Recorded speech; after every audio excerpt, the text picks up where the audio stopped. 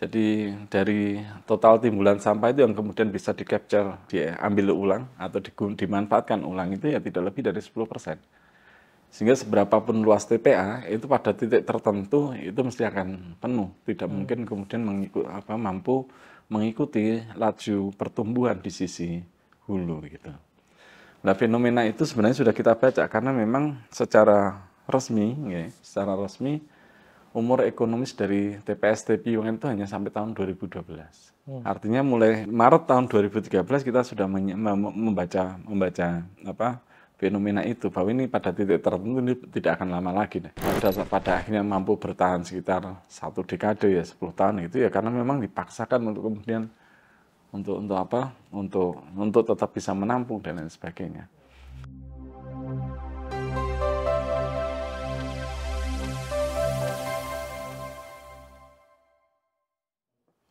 Ya, selamat datang di FEB Talks Ekonomi Sirkular. FEB Talks ini merupakan bagian dari program bidang kajian manajemen logistik dan rantai pasokan MLRP, Departemen Manajemen, Fakultas Ekonomika dan Bisnis Universitas Gadjah Mada. Dalam FEB Talks ini, kita akan belajar tentang praktik-praktik ekonomi yang berkelanjutan. FEB Talks ini menampilkan berbagai narasumber ahli, baik akademisi maupun praktisi, yang akan memberikan pencerahan tentang apa itu ekonomi sirkular, dan bagaimana kita bisa berkontribusi untuk mewujudkannya. Selamat mendengarkan dan salam sirkular. Baik, pada kesempatan hari ini di episode kita kali ini, kita kedatangan tamu yang luar biasa, Bapak Wahyudi Anggoro Hadi, S-Farm, apoteker. Terima kasih sekali Pak Wahyudi sudah berkenan untuk hadir. Beliau adalah Lurah Desa Panggungharjo, Bantul, kemudian Sekjen Badan Kerjasama Antar Desa BKAD Nasional, juga tenaga ahli ketahanan ekonomi DIY tahun 2022. Beliau ini prestasinya luar biasa, banyak sekali penghargaannya Pak. Mungkin kalau saya bacakan satu persatu tidak cukup waktunya. Jadi beliau juga pernah mendapatkan penghargaan Culturepreneur Award, kemudian Desa Inspiratif tahun 2018, kemudian Desa Anti Korupsi pertama di Indonesia oleh KPK RI. Kemudian beliau juga pernah menjadi delegasi Indonesia untuk New Rural Agenda Summit di Kassel di Jerman. Kemudian beliau juga pernah mendapatkan penghargaan pelestari warisan leluhur oleh Kick Andy Foundation dan banyak lagi gitu. Nah, pada kesempatan, dan beliau juga ini sebagai founder dari pastiangkut.id. Nah, ini yang mungkin akan erat kaitannya dengan topik kita pada sore hari ini tentang pengelolaan sampah. Nah, ini inline dengan program ekonomi sirkular, Pak, dan juga kami fokus pada pendidikan ekonomi sirkular, bahwa pengelolaan sampah ini menjadi salah satu kunci ya untuk mewujudkan ekonomi sirkular. Nah, tadi kami sudah berbincang juga dengan Pak Rimawan terkait dengan Sonjo. Nah, ini kami juga ingin mendapatkan pengetahuan dari Pak Wahyudi terkait bagaimana pengelolaan sampah di Panggungharjo yang terkenal sangat baik itu, dan terutama ini untuk mengatasi darurat sampah di DIY ini, Pak. Silakan Pak Wahyudi, bisa kami mohon insight dari Bapak terkait dengan pengelolaan sampah yang ada di Panggungharjo, mungkin bisa diceritakan sejarahnya dan seterusnya, Pak. Terima kasih matur nuwun Mas Lulu. Selamat pagi atau selamat sore, nyapa pemirsa. Selamat sore nih. Jadi selamat sore para pemirsa FEB Talk. Jadi terkait dengan pengelolaan sampah di Panggungharjo itu sebenarnya sudah kita lakukan sejak tahun 2013. Dan itu sebenarnya kita kerangkakan dalam 3 perspektif sebenarnya. Yang pertama dari perspektif politik gitu ya. Jadi dari perspektif politik pengelolaan sampah di Panggungharjo itu menjadi salah satu cara untuk membangun relasi baru antara pemerintah desa dengan warga desa, agar kemudian relasinya itu tidak hanya relasi administratif, dan sehingga kemudian pengelolaan sampah itu ya kita lakukan sejak dari awal, sejak tahun 2013 di bulan Maret. Nah, artinya ini kita letakkan dalam konteks reformasi birokrasi dalam rangka untuk membangun relasi baru antara pemerintah desa dengan warga desa agar relasinya tidak hanya relasi administratif. Kenapa sampah yang dipilih? Karena sampah berkesempatan bagi kita untuk membangun relasi dan keseluruhan warga desa. Itu satu. Dari perspektif sosial itu menjadi upaya kita untuk menyelesaikan persoalan yang dihadapi oleh warga desa. Jadi karena Panggung Harjo itu merupakan salah satu desa yang berbatasan langsung dengan ibu kota provinsi, sehingga kemudian secara sosiologis karakteristik warga desa kami itu juga sedikit banyak mencirikan karakter masyarakat perkotaan, termasuk kemudian persoalan-persoalan yang dihadapi oleh masyarakat desa Panggung Harjo. Terkait dengan kemiskinan misalnya ya, kemiskinan kita ya sedikit banyak mencirikan karakter kaum miskin kota, landless, homeless kayak gitu ya.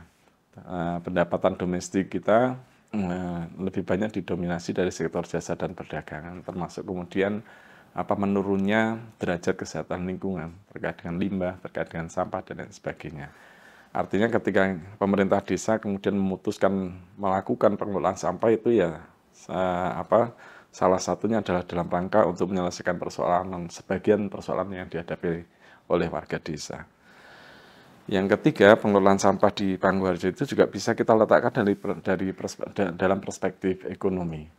Jadi dikelola oleh badan usaha milik desa, dan salah satu tantangan terbesar dalam pengelolaan badan usaha milik desa itu adalah bahwasanya kita tidak bisa melakukan standarisasi input.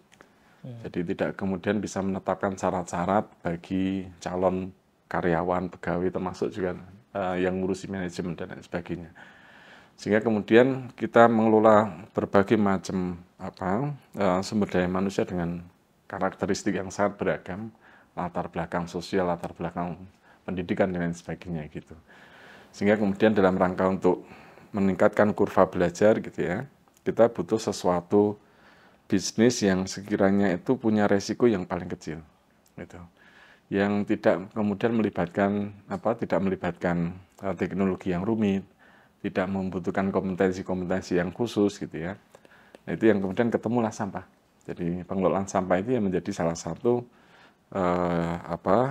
kategori bisnis atau ide bisnis yang relatif tidak memerlukan investasi yang besar. Tidak memerlukan sumber daya yang kompeten. Hampir setiap orang bisa melakukan itu. Yang ketiga, tidak membutuhkan teknologi yang rumit. Dan yang keempat adalah karena ini ketika kemudian ini kita inisiasi, kita langsung punya captive, yaitu masyarakat kita sendiri. Gitu. Sehingga ini kira-kira cocok bagi pengusaha pemula, yang dimana kemudian mereka butuh kurva pembelajaran yang cukup panjang gitu ya. Itu yang kemudian kenapa pengelolaan sampah di Panggung Harjo itu menjadi unit usaha pertama yang didirikan oleh badan usaha milik desa kita, dan selama 4 tahun kita hanya fokus ngurusi satu unit bisnis. Itu dalam rangka untuk meningkatkan kurva pembelajaran, untuk memoderasi kesenjangan antar sumber daya yang kita kelola itu. Nah, hari ini gitu, kira-kira pengelolaan sampah itu ya kira-kira menyambungkan ya, antara rantai produksi dengan rantai konsumsi itu ya ketemunya ada di pengelolaan sampah. Jadi dia bagaimana kemudian mempertemukan antara rantai produksi dengan rantai konsumsi, yaitu ada di recycling itu, di waste managementnya itu tadi. Itu yang kemudian bisa menghubungkan antara rantai produksi dan rantai konsumsi. Gitu. Terutama yang terkait dengan material-material daur ulang, terutama yang terkait dengan komoditas pertanian. Karena di dua aspek itu kita bisa mempertemukan antara rantai produksi dengan rantai konsumsi gitu ya. Baik, menarik sekali Pak Wahyudin. By the way tadi saya lupa menyampaikan Pak Wahyudin ini alumni UGM. Dari farmasi. Jadi setelah 22 semester tadi. Setelah 22 semester. 11 tahun gitu. 11 tahun. Setelah rektornya berganti 5 kali. Wah. Dekannya berganti 4 kali gitu. Wah, tapi itu yang membuat matang dan sekarang berprestasi, Pak. Jadi terima kasih sekali, kami juga ikut bangga, Pak, alumni UGM berkarya luar biasa di Panggung Harjo. Tadi menarik disampaikan terkait dengan perspektif sosial, Pak, ada permasalahan sampah. Dan ini kan yang sekarang ini terjadi ketika ada darurat sampah, orang kemudian baru berpikir bahwa ini sampahnya dibawa kemana dan lain sebagainya. Jadi melihat ini sebagai masalah begitu. Nah, dari perspektif Pak Wahyudi seperti apa, Pak? Jadi persoalan sampah itu bisa kita baca dari berdasarkan rantai nilainya ya. Jadi kalau pengelolaan sampah itu kita bagi atau kita baca berdasarkan rantai nilainya, ada hulu, itu di timbulan sampah, sumber sampah, rumah tangga, permukiman, kawasan komersil, dan lain sebagainya. Terus kemudian ada di tengah. Di tengah ini terkait dengan transporting. Ini dari penjemputan, pengangkutan, dan lain sebagainya. Terus yang ada di hilir itu terkait dengan pemanfaatan.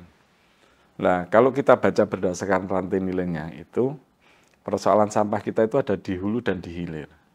Jadi di hulu itu timbulan sampah kita itu tumbuh secara eksponensial. Jadi karena populasinya nambah, terus kemudian karena pola konsumsi kita berlebih, terus kemudian karena kesadarannya rendah, sehingga pertumbuhan timbulan sampah di sisi hulu ini ya tumbuh secara eksponensial berdasarkan deret ukur gitu ya. Nah, di sisi hilir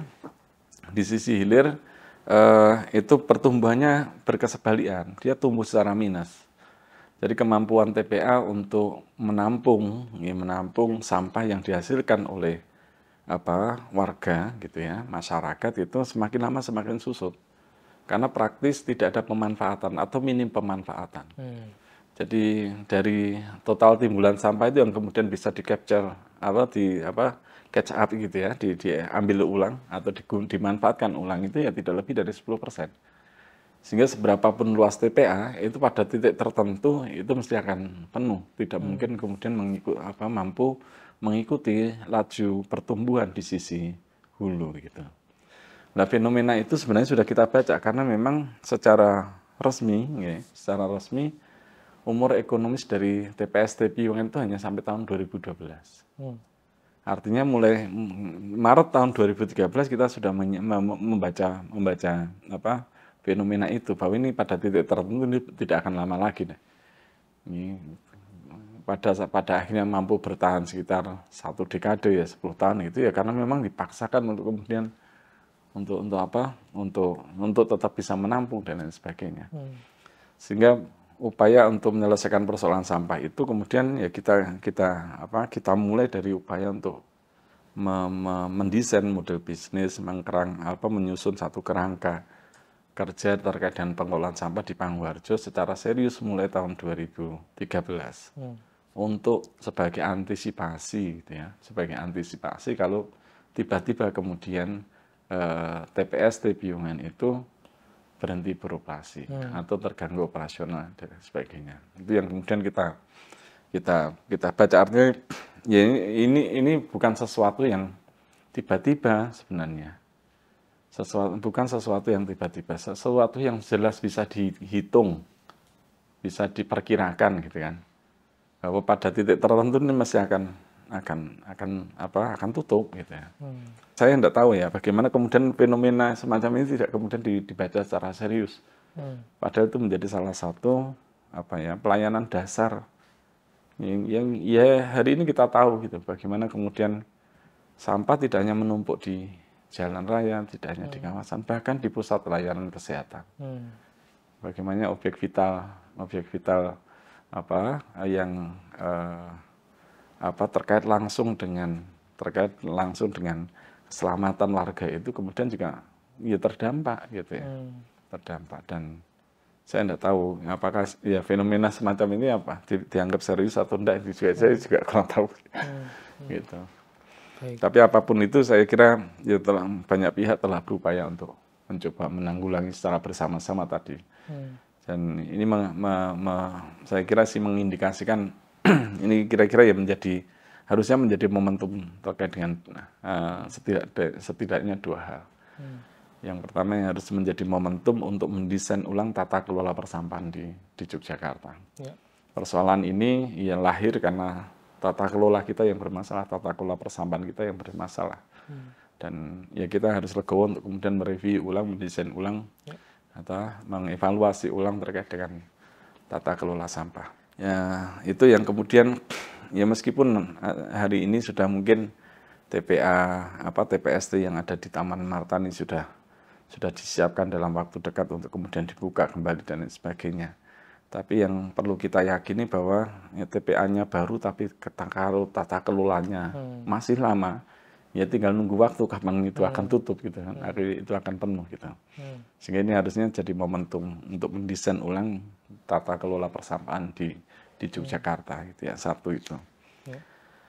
Yang kedua itu saya kira ini sekaligus dalam rangka untuk mendorong perubahan perilaku. Jadi terkait dengan timbulan sampah di sisi hulu yang tumbuh secara eksponensial itu hanya bisa dikendalikan ketika ada perubahan perilaku, karena semuanya terkait dengan behavior tadi, terkait dengan pola konsumsi, terkait dengan kesadaran dan lain sebagainya. Itu ya kita hanya bisa mengerem pertumbuhan sampah di sisi hulu itu ya ketika ada perubahan perilaku. Sehingga hari ini praktis kita itu tidak punya pilihan kecuali berubah perilakunya. Artinya ini harus menyadarkan masyarakat Jogja bahwa persoalan hari ini yang kita hadapi itu tidak semata-mata salahnya pemerintah. Itu tidak semata-mata, karena urusan sampah itu ya, awalnya adalah urusan privat, urusan dari masing-masing pihak gitu ya. Dia menyampah, mestinya dia harus bertanggung jawab atas residu dari aktivitas mereka, dan mereka mestinya harus bertanggung jawab atas itu. Peran pemerintah lebih kepada menjalankan fungsi regulasi, menjalankan fungsi fasilitasi gitu ya, menjalankan fungsi insentif dan disinsentif dan lain sebagainya. Tapi ya subjek utamanya, aktor utamanya adalah tetap kita sebagai kita sebagai penghasil sampah itu mestinya yang kemudian bertanggung jawab atas apa yang kita hasilkan gitu. Kira-kira sih itu. Ya. Baik, terima kasih Pak Wahyudi. Apa tantangan terberat Pak untuk mengubah perilaku itu ya, kalau dari pengalamannya Panggung Harjo Pak di awal-awal itu Pak? Jadi salah satu tantangan utamanya adalah terkait dengan situasi yang memanjakan mereka gitu ya. Jadi karena mungkin kebijakan yang diambil itu adalah berharap kemudian kebijakannya populis dan lain sebagainya, sehingga hampir semua fungsi atau hampir semua peran yang sebenarnya itu bisa dibagi itu kemudian diambil alih oleh negara, sehingga kemudian urusan sampah sepenuhnya menjadi urusan publik, tidak kemudian menyisakan ruang-ruang privat di mana kemudian masyarakat selaku penghasil sampah itu kemudian bertanggung jawab gitu. Jadi ada pergeseran ruang privat, ruang publik yang kemudian itu mengaburkan sebenarnya yang paling bertanggung jawab itu siapa sih ya. Misalnya terkait dengan tipping fee yang sangat rendah, tidak masuk akal. Terus kemudian juga berapapun sampah kemudian juga diangkut, tidak diberlakukan skema disinsentif maupun pemberian insentif dan lain sebagainya. Itu yang kemudian menjadikan seolah-olah memberikan pesan bahwa ya semua urusan sampah itu adalah urusan pemerintah. Nah itu yang untuk membongkar kembali untuk menggeser kembali bahwa ini adalah urusan kita bersama, urusan masing-masing pihak itu yang kemudian menemukan berbagai macam resistensi gitu ya. Itu kan urusan pemerintah, bukan urusan kita dan lain sebagainya gitu ya. Ya, agar kemudian ini menjadi urusan pemerintah, naruhnya sampah di ruang-ruang publik gitu ya, di talun-talun di pinggir jalan ya gitu. Ya wis mau tidak mau pemerintah akhirnya masuk karena itu urusan publik. Tapi itu yang tantangan terbesarnya lebih kepada itu. Dan salah satu yang lain adalah itu yang kemudian menjadikan ada hukum sampah itu kan. Semua orang memproduksi sampah, tetapi tidak ada satupun orang yang mau ketempatan sampah. Kan jadi ya itu yang menjadi salah satu kendala bagi pemerintah untuk kemudian mendesain atau membangun infrastruktur terkait dengan pengelolaan sampah gitu ya, sehingga muncul penolakan dan lain sebagainya itu. Itu terus kemudian ya kesadaran itu menjadi dan itu menggambarkan secara umum ada sesuatu yang salah dengan sistem kita. Gitu ya. Karena perilaku itu dibentuk oleh sistem, Pak. Kalau Prof. Rimawan itu menyampaikan bahwa ya setiap kita itu sangat sensitif dengan insentif. Ya, perilaku kita itu sangat sensitif dengan insentif. Secara baik saya kira Prof. Rim itu menggambarkan gini. Perilaku kita terkait dengan pengelolaan sampah itu akan berubah 180 derajat di satu tempat yang jaraknya hanya sekitar 2,5 jam dari tempat ini. Yaitu di mana? Di Bandara Changi. Kan? Jadi kalau kita perilaku kita terkait dengan pengelolaan sampah di brutal gitu ya di Indonesia kayak gitu, tiba-tiba masuk ke Bandara Changi langsung berubah. Kan? Mau buang puntung rokok juga enggak berani, nyampah sembarangan juga enggak berani kan. Itu pun terjadi pada warga Singapura. Mereka sangat tertib di negara mereka. Mereka nyebrang ke Jakarta, ya perilakunya langsung berubah. Yang dulunya tertib jadi tidak tertib. Itu kan artinya ini perilaku ini bisa dibentuk oleh sistem. Ketika kemudian perilakunya semacam ini, ya saya kira ada persoalan mendasar terkait dengan sistem yang kita bangun terkait dengan pengelolaan sampah. Saya kira gitu sih. Menarik sekali, Pak. Artinya kan tidak cukup untuk menghimbau bahwa pisahkan sampah, tapi tidak disiapkan sistemnya gitu ya. Lagi. Jadi niku mestine ngoten. Nah, ini terkait dengan sistem ini, Pak. Kan Pak Wahyudi juga sebagai founder dari pastiangkut.id. Bagaimana kemudian mendesain sistem itu agar tadi ya bahwa orang-orang atau warga juga mendapatkan insentif untuk mengelola sampah dari rumah, tapi sekaligus juga dimudahkan begitu ya dalam proses pengelolaannya gitu. Jadi itu sebenarnya dalam rangka untuk memindahkan satu aktivitas kunci di sisi hilir. Jadi secanggih apapun teknologi yang digunakan dalam rangka untuk mengelola sampah itu prinsip dasarnya adalah memilah. Jadi prinsip dasarnya adalah memilah. Sesuatu yang sebenarnya bisa dilakukan sejak dari rumah tangga. Jadi kenapa juga gitu aktivitas memilah itu harus dikumpulkan di satu tempat gitu ya. Apakah tidak mungkin kemudian aktivitas itu dipindah sedekat mungkin dengan sumber sampah. Sehingga persoalannya akan jauh lebih sederhana ketika yang keluar dari rumah tangga itu sudah berupa pilahan-pilahan. Gitu. Itu yang kita desain Pasti Angkut itu, aplikasi Pasti Angkut itu adalah dalam rangka untuk merubah itu. Jadi memindahkan satu aktivitas kunci dalam pengolahan sampah, yaitu aktivitas memilah, yang hampir semua pendekatan yang dilakukan oleh pemerintah daerah, pemerintah kabupaten ini semuanya pengennya desentralisasi, dipusatkan di satu tempat yang namanya TPA, TPST dan lain sebagainya. Masyarakat yang sumber sampah hampir tidak kemudian memperoleh insentif atas kalaupun ada kesadaran terus kemudian dia melakukan pemilahan, kesadaran itu tidak diberikan insentif yang memadai, sehingga dia harus berjuang sendiri, kan? Berjuang sendiri, tidak kemudian perilaku yang sudah baik ini itu bisa kemudian terdesiminasi kepada lingkungannya, karena agak susah bagi dia untuk ngajak-ajak tetangga, kawan dan lain sebagainya, karena tidak ada insentif yang memadai. Kamu milah juga bayarnya 50.000, tidak milah juga bayarnya 50.000 misalnya kayak gitu. Mending tidak milah, karena ya bagi sebagian orang ya agak kesusahan untuk melakukan pemilahan itu. Gitu. Nah, Pasti Angkut itu kira-kira pengen mendorong perubahan perilaku di sisi hulunya itu dengan menetapkan kebijakan tarif layanan yang progresif gitu.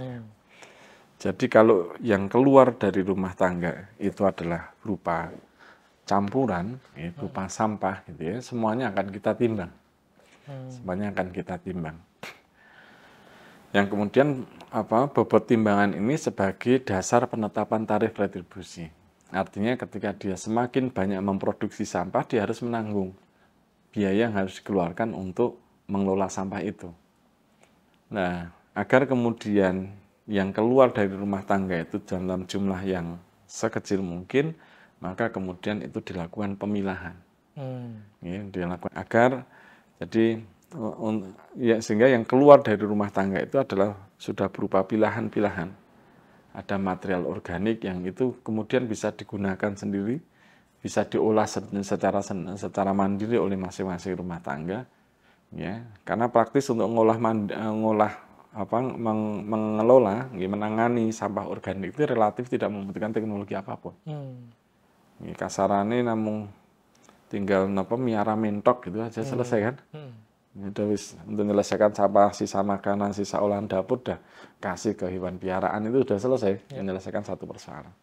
Atau kalau misalnya terkait dengan keterbatasan tempat, keterbatasan waktu, dan lain sebagainya, ada beberapa teknologi sederhana yang bisa membantu rumah tangga itu untuk menyelesaikan persoalan sampah organik secara mandiri. Ada komposter, ada ember tumpuk, ada ekoenzim untuk terkait dengan buah-buahannya, ada losida dan lain sebagainya yang relatif tidak membutuhkan teknologi yang rumit gitu. Artinya setiap keluarga mestinya mampu melakukan itu.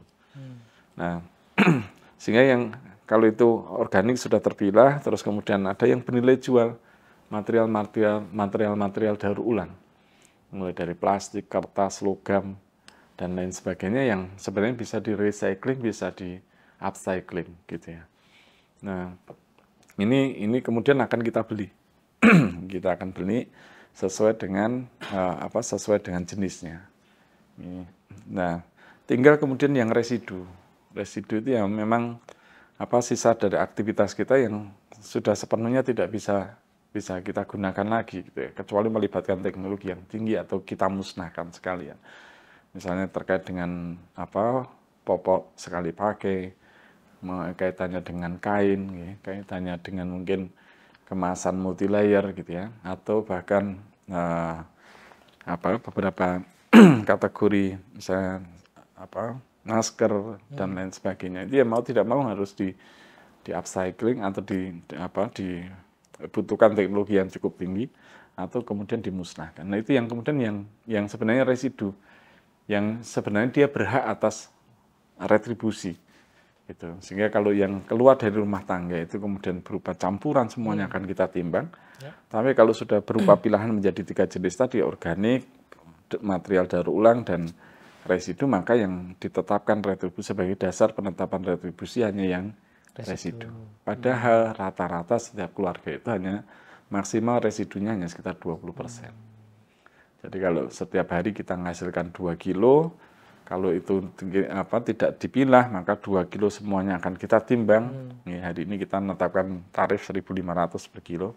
Hanya setiap hari dia harus spending Rp3.000 untuk biaya pengolahan sampahnya. Tapi kalau sudah terpilah, maka kemudian organik itu mereka olah sendiri, dikelola secara mandiri di masing-masing rumah tangga. Yang bernilai jual itu kurang lebih sekitar 30%, itu akan kita beli. Hanya residunya yang 20% atau sekitar 400 gram tadi, itu kemudian mereka harus bayar kita 400 gram dikalikan 1.500 per kilo, maka hanya Rp600 setiap hari. Nah, itu bisa ditutup, dikompensasi dengan material daur ulang yang kita beli. Itu itu dalam rangka untuk mendorong perubahan perilaku, menjadikan rumah tangga yang dulunya produsen sampah menjadi produsen bahan baku. Ya kan, merubah bahan baku menjadi sampah itu prinsip dasarnya hanya satu milah. Disebut sampah ketika campur, tapi kalau sudah terpilah itu adalah komoditas yang bisa diperjualbelikan, yang bisa dipertukarkan. Gitu. Itu yang sehingga ini menjadi tools, menjadi alat, pasti itu menjadi hari ini saya kira menjadi satu-satunya alat yang tersedia di Indonesia untuk kemudian memastikan perubahan perilaku itu terjadi di masing-masing rumah tangga. Gitu. Baik. Menarik sekali Pak Wahyudi. Jadi dampaknya apakah sudah bisa dilihat Pak? Artinya apakah semua sekarang di Panggung Harjo sudah memilah atau memang juga ada juga yang masih tadi ya istilahnya semuanya dicampur gitu Pak? Jadi sebenarnya lebih kepada titik keberhasilan itu lebih kepada merubah pemahaman. Mendekonstruksi, menata ulang pemahaman terkait dengan mana tanggung jawab privat, mana tanggung jawab publik, sebenarnya kan gitu. ada beberapa kelompok-kelompok masyarakat atau komersil gitu ya, rumah makan, hotel, restoran, kafe dan lain sebagainya yang praktis tidak bisa melakukan pemilahan. Tetapi mereka secara sadar mereka akan mengeluarkan biaya, ya, mengeluarkan biaya yang masuk akal, yang setara dengan tanggung jawab mereka untuk menyelesaikan persoalan sampah mereka. Jadi sebenarnya lebih kepada geser ruang privat, ruang publik tadi. Gitu kan. Jadi ada beberapa keluarga yang saya tidak bisa milah betul, Pak. Ya tidak apa-apa, yang penting kamu harus bertanggung jawab atas sampah yang semua biaya yang dibutuhkan untuk menyelesaikan persoalan sampahmu harus kamu tanggung. Mulai dari biaya penjemputan, biaya pemilahan, biaya pengolahan, biaya pemusnahan, dan semuanya harus kamu tanggung. Gitu. Kalau yang milah, ya mereka mendapatkan insentif gitu, karena yang biaya dia hanya kemudian menanggung biaya atas sampah kategori residu yang jumlahnya hanya 20%. Kan? Dan dia akan memperoleh manfaat lain dari 80% sampah yang bisa dimanfaatkan ulang, bisa didaya gunakan ulang, atau bisa kemudian didaur ulang gitu ya, baik oleh mereka sendiri ataupun kemudian dilakukan oleh industri misalnya kayak gitu ya. Tapi itu kira-kira target utamanya adalah dalam rangka itu, tidak hanya semata-mata kamu sudah bilang, ini membangun kesadaran, oh iya saya harus bertanggung jawab, tanggung jawab sampahku adalah tanggung jawabku dan lain sebagainya. Kalau artinya ada konsentrasi kesadaran bahwa ini tanggung jawab saya, ya. Ini menjadi bagian dari membangun karakter. Membangun karakter, tidak hanya kemudian perilaku bertanggung jawab. Harapan kita kemudian perilaku bertanggung jawab itu tidak hanya kemudian hadir dalam aktivitas pengelolaan sampah, tapi kemudian hadir dalam menjadi bagian dari spirit mereka, spirit yang berintegritas dan lain sebagainya, bertanggung jawab atas yang mereka lakukan dan lain sebagainya. Gitu. Jadi memang ya fokus kita bukan pada distribusi, bukan pada materialnya itu, tapi bagaimana ini terkait dengan culture, terkait dengan budaya gitu. Kira-kira kayak gitu. Itu karena saya ngomongnya itu sebagai pemerintah ya. Kalau hari ini yang diundang adalah CEO-nya pasti angkut atau direktur, pasti akan beda kan gitu. Perspektifnya seperti bisnis semua gitu kan. Lalu kalau saya udah beliau ngomong bisnis, saya kan gitu kan. Jadi tidak hanya sekedar ini bukan hanya urusan bisnis, ini bagaimana kemudian pemerintah hadir untuk kemudian mendorong proses restorasi sosial. Gitu. Saya kira gitu. Menarik sekali nih Pak. Untuk barang-barang yang tadi di recycling, upcycling itu dijualnya kemana Pak? Ke industri atau? Kalau material daur ulang praktis ekosistemnya mantap deh. Kita tahu ya plastik sebagian besar adalah plastik daur ulang kan. Ini material daur ulang, pellet yang dari hasil mendaur ulang gitu.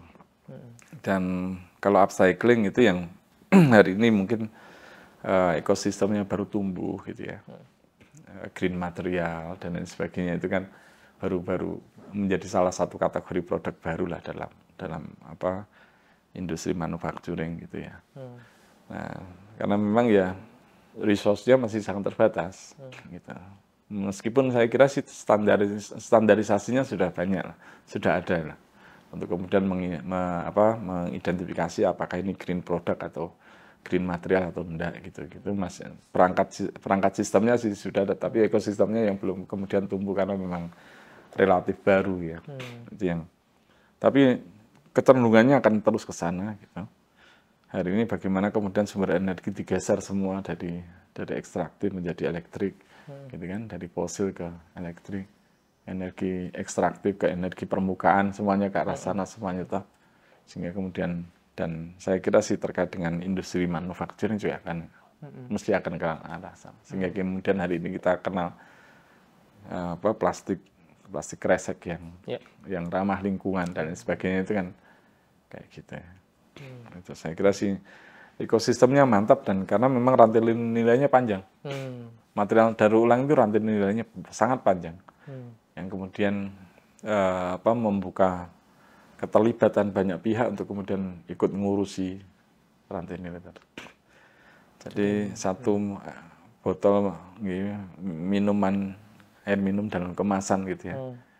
Itu tidak ada nilainya ketika berada di tong sampah. Tapi hanya dengan mengambil, pemulung mengambil, mengumpulkan, itu sudah pertambahan nilainya sudah. Terus kemudian oleh pemulung tersebut setelah dikumpulkan sudah naik, jadi tidak bernilai menjadi bernilai.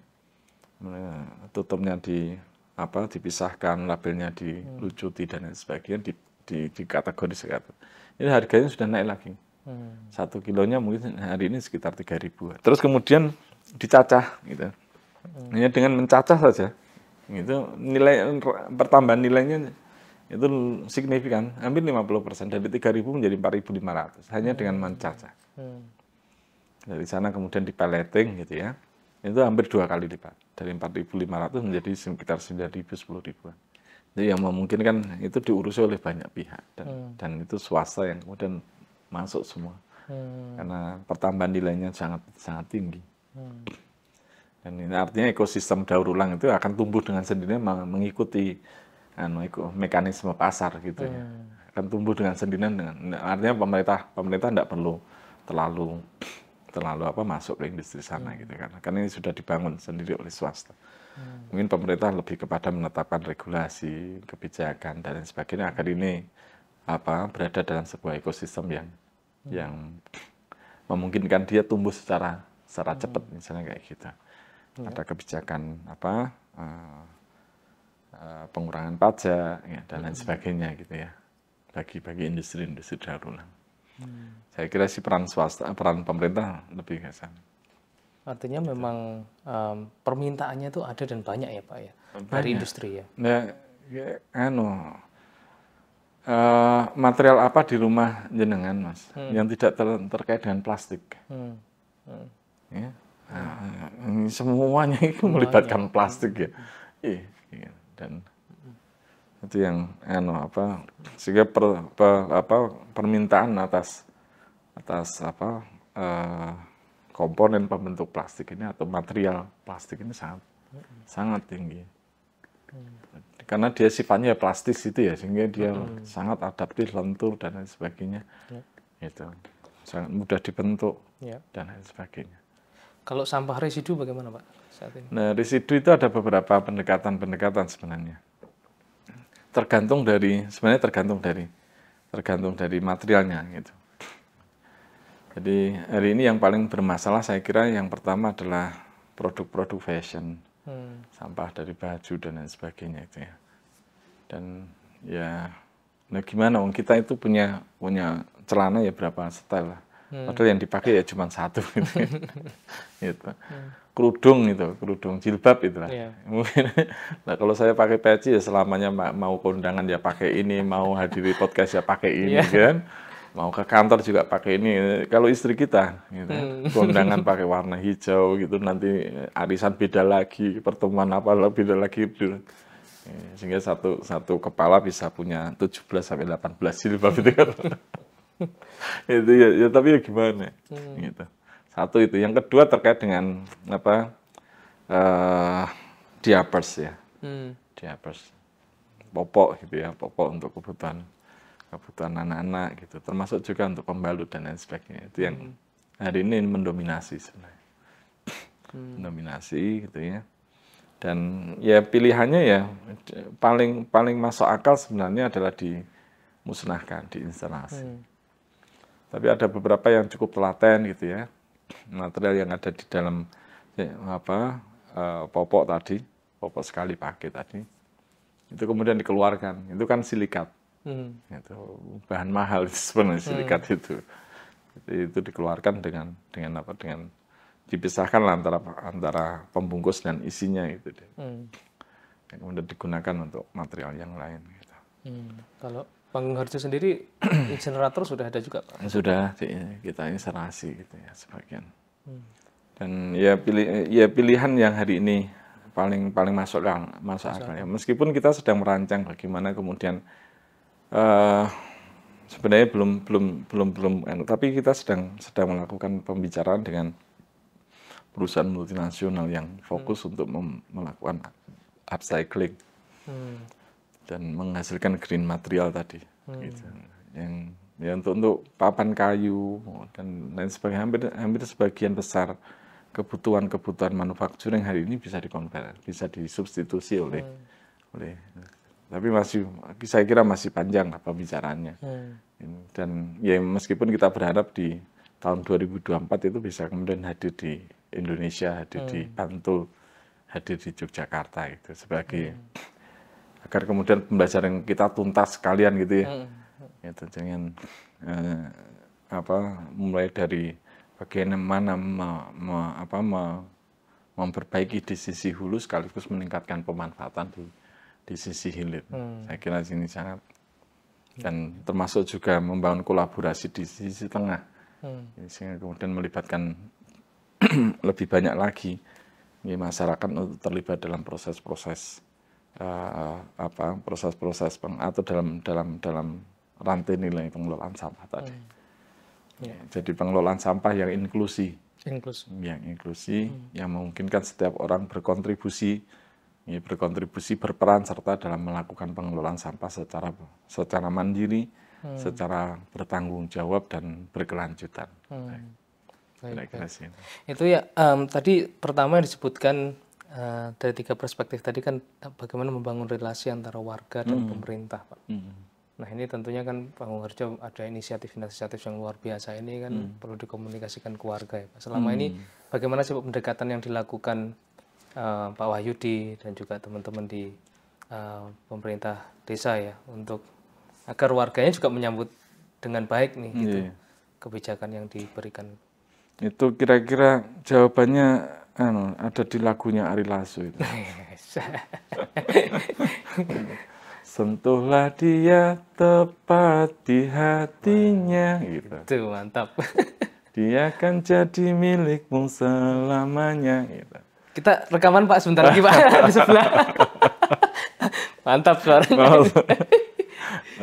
Nah, setiap orang punya tombol sendiri-sendiri. Nah itu kemudian kita sentuh gitu ya.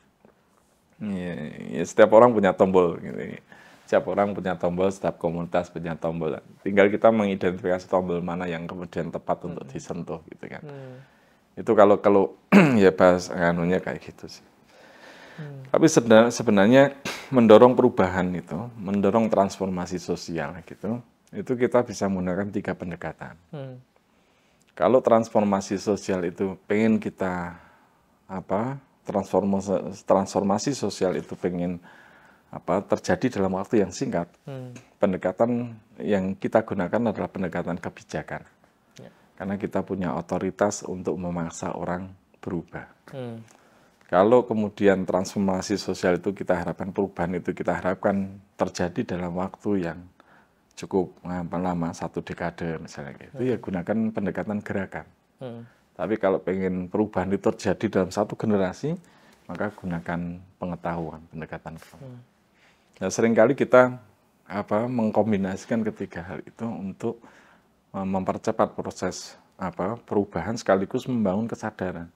Jadi perubahannya itu ya berangkat dari kesadaran diri untuk kemudian berubah gitu, karena punya cukup pengetahuan. Nah, kayak gitulah. Jadi dan mencoba untuk memperluas dimensi pelayanan publik itu menjadi salah satu cara sebenarnya untuk membangun relasi baru tadi. Karena selama ini relasi negara dengan warga negaranya itu hanya relasi administratif. Relasi pemerintah desa dengan warga desa itu hanya relasi administratif. Nah, Mas Lulu sebagai warga desa biasa gitu ya. Kira-kira berapa tahun sekali ke kantor desa? Wah, jarang sekali, Pak. Hampir tidak pernah. Kalaupun pernah ya paling urusan administratif. Pengen nikah lagi, misalnya kayak gitu, baru ke kantor desa kan. Selain itu tidak ada urusan lain. Karena memang selama ini relasi kita relasi administratif. Sehingga kemudian dalam rangka untuk membangun relasi baru itu, yang harus dilakukan adalah memperluas dimensi pelayanan publik. Pelayanan publik itu tidak hanya pelayanan administrasi publik saja, tetapi juga pelayanan atas barang dan jasa publik. Jadi selama barang dan jasa yang menjadi kebutuhan publik sifatnya wajib diberikan pelayanan oleh pemerintah desa. Sehingga ketika seorang anak tidak bisa sekolah, mestinya jadi urusannya pemerintah desa. Seorang ibu hamil tidak bisa mengakses layanan kesehatan secara layak, itu mestinya juga harusnya menjadi urusannya pemerintah desa. Termasuk kemudian ketika sampah berserakan, masyarakat gagal membangun mekanisme tata cara untuk menyelesaikan persoalan itu ya mestinya jadi urusannya pemerintah desa. Nah, perubahan-perubahan perilaku itu yang kemudian dengan berbagai macam isu gitu ya, itu kemudian membangkitkan kepercayaan warga desa kepada pemerintah desa. Itu yang awal-awal mungkin resisten itu seiring dengan perjalanan waktu itu kemudian semakin melemah yang kemudian yang awalnya resisten menjadi memberikan apresiasi dan kemudian memberikan dukungan sekaligus berkenan untuk menyumbangkan apa yang mereka miliki untuk kemudian digunakan secara bersama-sama sebagaimana yang kita pahami sebagai partisipasi tadi. Jadi kapasitas sosial yang ada di warga desa itu kemudian bisa didorong menjadi modal sosial dan itu yang kemudian menjadikan ya desa menjadi mandiri karena ditopang oleh partisipasi yang cukup dari warga desa. Gitu. Ya, jadi kuncinya juga konsistensi untuk pemerintah desa selalu hadir gitu ya Pak ya, di setiap masalah yang dihadapi oleh warga begitu ya Pak. Itu menjadi salah satu cara untuk membangun relasi baru tadi. Gitu, menemukan ruang-ruang di mana kemudian kita punya cukup alasan untuk punya cukup alasan untuk kemudian membangun komunikasi gitu ya. Nah, jadi itu yang sering kita lakukan gitu. Ya ada cerita Panggung Harjo menyelesaikan persoalan rentenir gitu misalnya kita. Ada cerita di Panggung Harjo ngurusi lansia dengan ketergantungan. Ada perawat desa setiap jam 11 siang dan jam 4 sore para lansia dengan ketergantungan itu kita kirim langsung makan dan itu berlangsung sepanjang tahun gitu. Itu dalam rangka sebenarnya membangun relasi-relasi baru. Tetapi isu yang kemudian berkemungkinan untuk membangun relasi dengan keseluruhan warga desa itu ya isu sampah. Terkait dengan pengelolaan sampah ini. Gitu. Karena terjadi setiap hari. Setiap hari, setiap orang. Setiap orang. Iya. Mau baru lahir juga langsung memproduksi sampah gitu, mau meninggal pun ya meninggalkan sampah gitu ya. Dan setiap orang mau, kalau kita menggunakan isu pendidikan itu kita hanya berrelasi dengan warga desa yang punya persoalan dengan masalah pendidikan. Kita menggunakan isu kesehatan ya demikian pula. Kita hanya kemudian membuka relasi dengan warga masyarakat yang punya persoalan di bidang kesehatan. Tapi kalau sampah itu mau jenderal semuanya punya urusan dengan sama. Artinya kita berkemungkinan untuk kemudian membangun relasi baru dengan semua lapisan warga desa, semua masyarakat, semua warga desa ya. Artinya itu sama persis dengan relasi administratif. Ya. Setiap orang. Baik.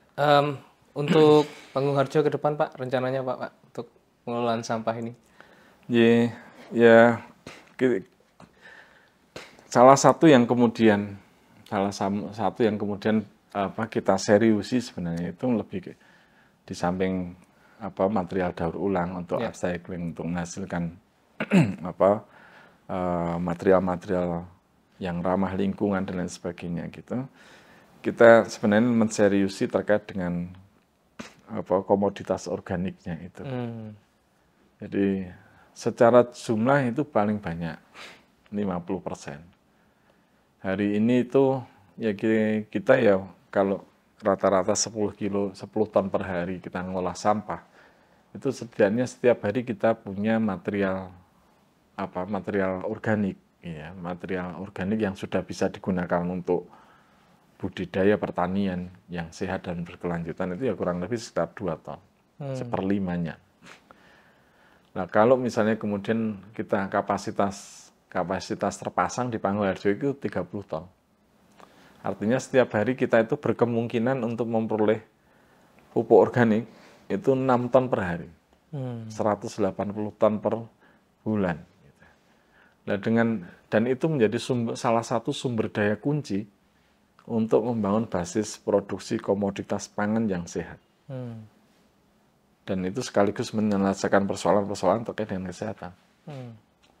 Jadi yang saat ini ya kita olah, kita kumpulkan gitu ya material sumber daya kunci tadi untuk kemudian secara bertahap tahun ini mulai kemudian menanami kembali dengan komoditas pangan dalam rangka untuk mensubstitusi ya komoditas yang hari ini dikonsumsi oleh warga desa. Itu sebenarnya dalam rangka untuk menjawab persoalan terkait dengan isu kesehatan. Jadi penyebab utama kematian kita sebelum pandemi itu adalah penyakit degeneratif, kanker, diabetes mellitus, jantung, gitu ya. Dan itu bukan penyebab utama kematian kita itu, artinya isu kesehatan itu tidak lagi bukan masalah akses gitu ya, tetapi ini adalah masalah pola konsumsi.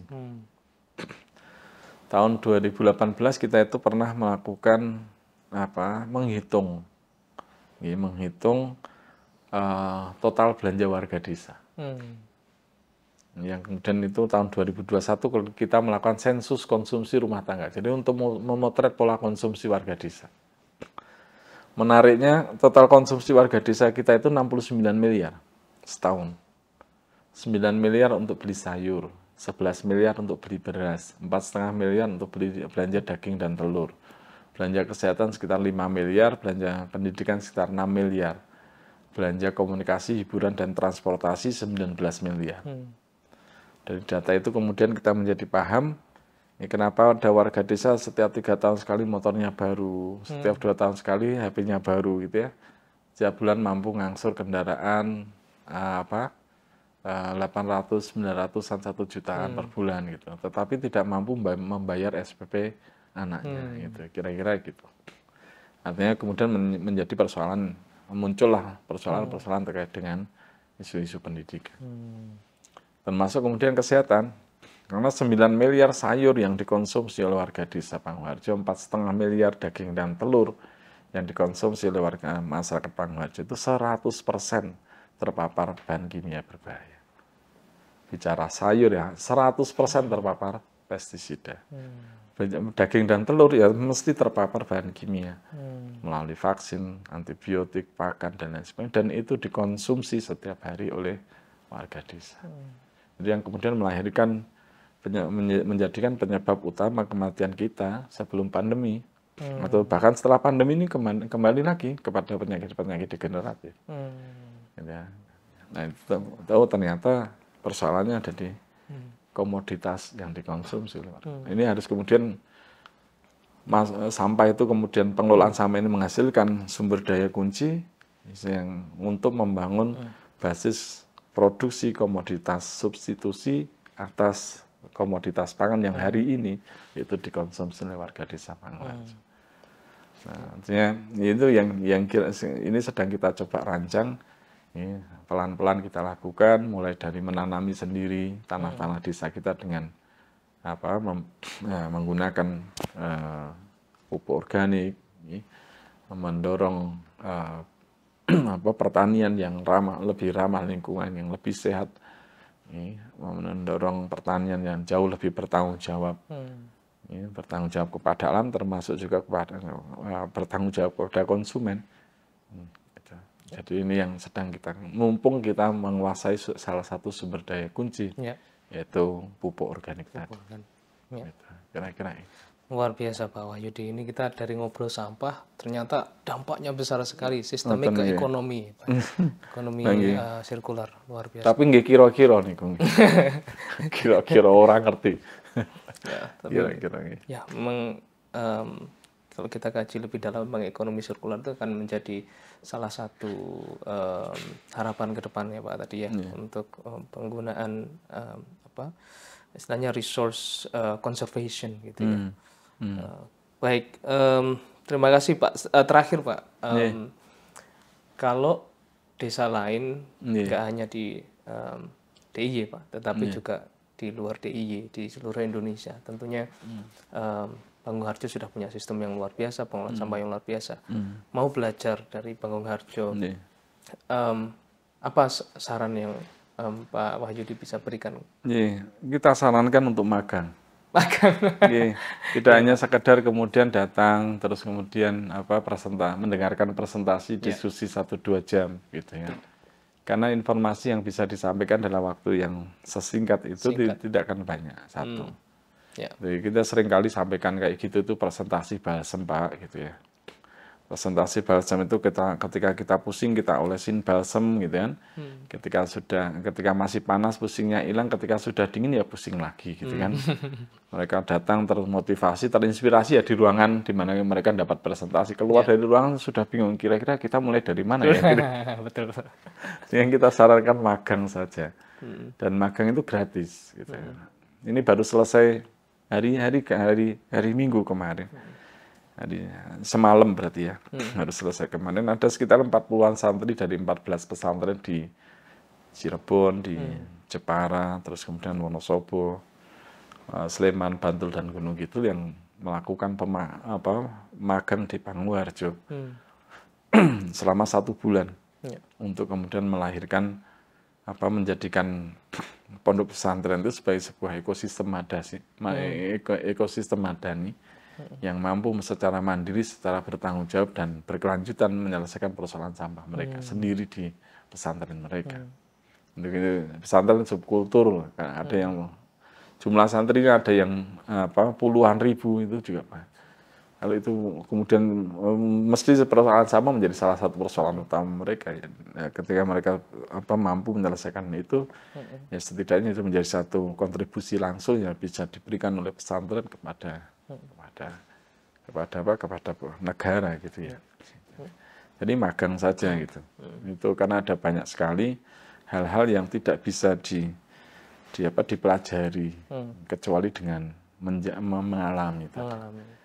Ketika bau sampah itu gimana ya Mas Lulu? Bagaimana kita akan mendefinisikan bau sampah misalnya? Kecuali ya kita datang terus bau ya kan gitu kan. Nah, mau didefinisikan seperti apa ya? Bau sampah itu apa? Ya kan ada tacit knowledge yang hanya bisanya dipelajari dengan mengalami. Nggak bisa diteoritisasi. Itu bau sampah itu kayak apa ya? Ya kayak gitu ya. Ayo ke tempat sampah saja bau itu sampah itu kayak gitu. Kayak gitu kan. Baik. Terima kasih banyak Pak Wahyudi, luar biasa insight yang diberikan. Dan bagi teman-teman di luar sana dan juga desa di luar Bangungharjo, tadi pesannya Pak Wahyudi silahkan magang ya Pak. Berarti terbuka Bangungharjo untuk ada puluhan orang yang sudah magang di Bangungharjo. Dan gratis. Gratis. Gratis, itu ada biaya pemagang. Ada biaya pemagang. Saya jadi tertarik Pak untuk magang juga. Silakan. Kita jadi transporter ngambilin sampah. Boleh Pak? Boleh lah gitu. Siap. Baik, terima kasih sekali lagi Pak Wahyudi atas insight yang luar biasa. Karena memang kami lebih fokus kepada pendidikan, menyebarkan informasi-informasi yang baik seperti ini dari Pak Wahyudi dan kawan-kawan yang sangat luar biasa mengelola sampah dengan baik. Dan mudah-mudahan nanti ada kesempatan juga untuk kami juga bisa monggo kita persilahkan melihat secara praktis. Jadi harus praktis biar bisa merasakan bau sampahnya Pak. Baik, terima kasih sekali lagi Pak Wahyudi. Demikian episode FEB Talks Ekonomi Sirkular kali ini. Semoga bermanfaat untuk kita semua. Saatnya kita bertransformasi menuju ekonomi yang berkelanjutan dan saatnya kita memikirkan keberlanjutan bumi di mana kita berpijak dan mencari penghidupan. Salam sirkular.